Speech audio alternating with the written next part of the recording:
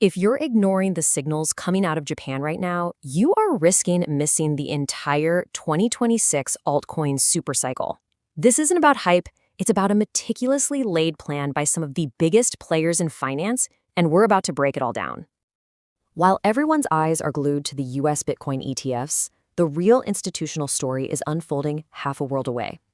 Here's the twist that almost nobody is talking about. Legendary investors like Warren Buffett and giants like BlackRock are quietly making deep, strategic moves into Japan. By the end of this explainer, you will understand their complete Japan-centric strategy and why it points to a massive market shift. All right, so the first piece of this puzzle is probably the most powerful one. You see, Japan's government isn't just allowing crypto to happen, it's actively engineering a nationwide economic revival with Web3 right at its core. This is a top-down directive, not some small grassroots movement. Prime Minister Kishida has been pushing his Invest in Kishida campaign like crazy to pull in foreign capital. And he has explicitly framed Web3 and Japan's cultural IP as a national economic priority. We're talking on the same level of importance as the semiconductor industry. That is a monumental statement of intent. And this is why that strategy is so powerful. Japan has a global monopoly on some of the world's most beloved intellectual property. They're planning to leverage these global giants, think One Piece, Demon Slayer, to drive Web3 adoption. And they're targeting high-demand markets like Saudi Arabia, which is already pouring billions into this exact sector.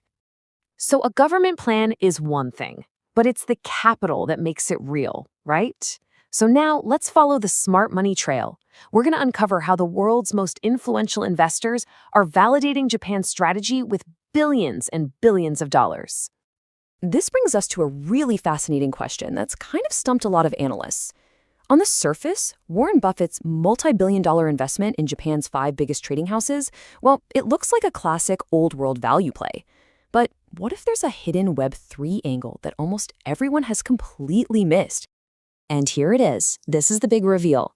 Every single one of Buffett's chosen companies is neck-deep in blockchain adoption. Mitsubishi is partnering with Avalanche for stablecoins. Itochu is using blockchain for their supply chains.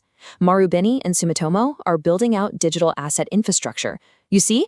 His long-term bet on Japan isn't just about trading.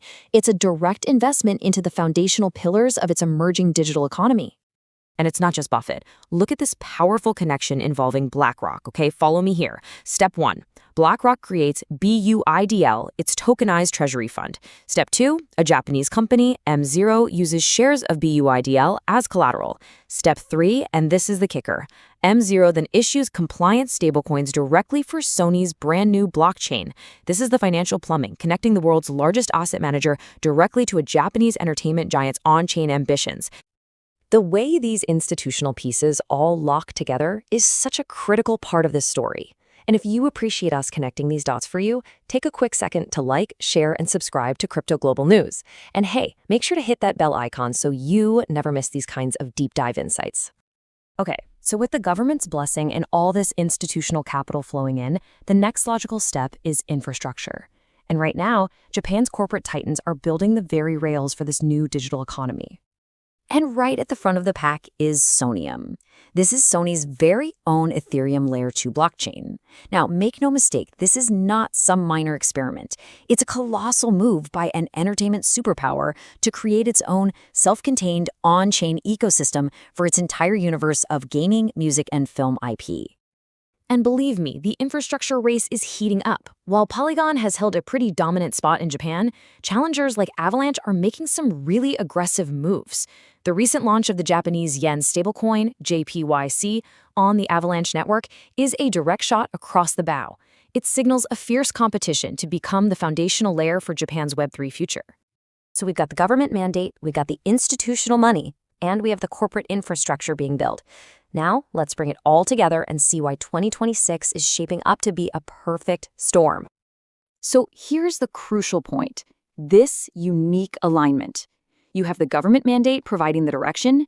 You've got institutional backing from BlackRock and Buffett providing the liquidity.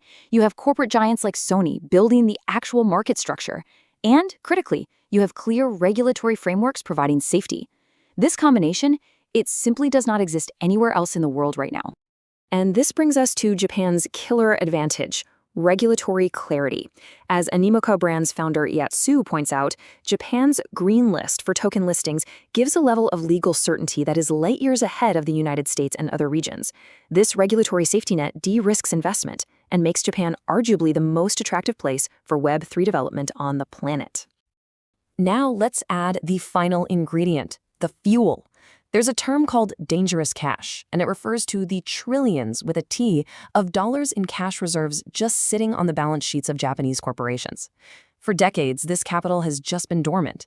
Now imagine if even a fraction of this cash rotates into Web3 innovation. It would become an unbelievably powerful market force. So here's how the timeline looks. Today, right now, we're seeing the government push and the institutional positioning. By 2025, we expect major corporate infrastructure, like Sony's Soneium, to be fully up and running. And that sets the stage for 2026, a year where a speculative catalyst, like Sega's rumored super game, could launch and potentially trigger that massive deployment of corporate capital we just talked about.